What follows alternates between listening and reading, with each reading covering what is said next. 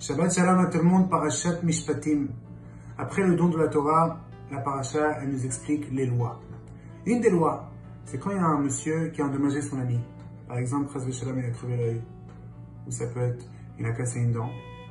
Alors la Torah, elle dit, il faut qu'il paye Ayin Tachat Ayin, Shen Tachat Shen. C'est-à-dire un œil en dessous un œil, une dent en dessous une dent. Qu'est-ce que ça veut dire? Les commentateurs, ils expliquent. Ça ne veut pas dire que tu vas donner ton œil. Ça ne veut pas dire que tu vas donner ta dent. Ça veut dire que tu vas donner la valeur.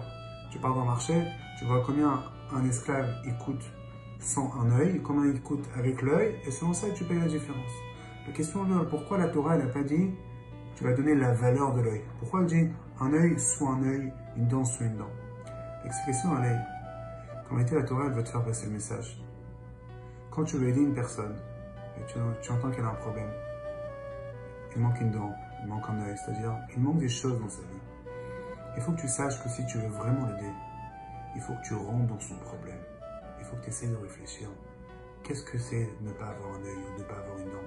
C'est pour ça que la Torah te dit Ayin Tachat Ayin. Si tu veux vraiment aider une personne, si tu veux vraiment le rembourser, si tu veux vraiment l'aider pour sa vie, il faut vraiment que tu réfléchisses comment combler son problème.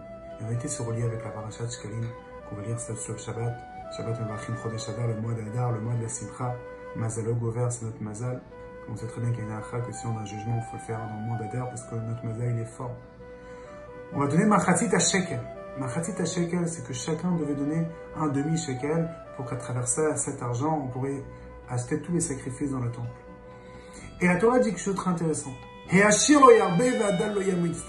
celui qui est riche, il ne va pas rajouter, et celui qui est pauvre, il ne va pas diminuer. La question est pourquoi? Quelqu'un qui est très très riche, pourquoi tu ne veux pas le laisser donner plus de donations pour la Kadosh Baruch Hu?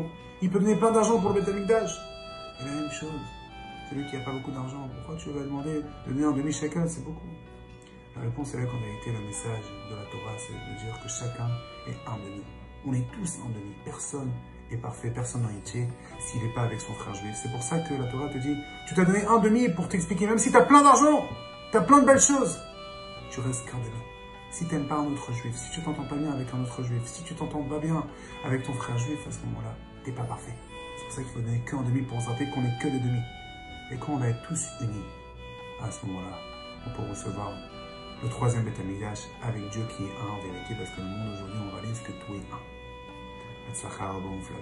Shabbat Shalom.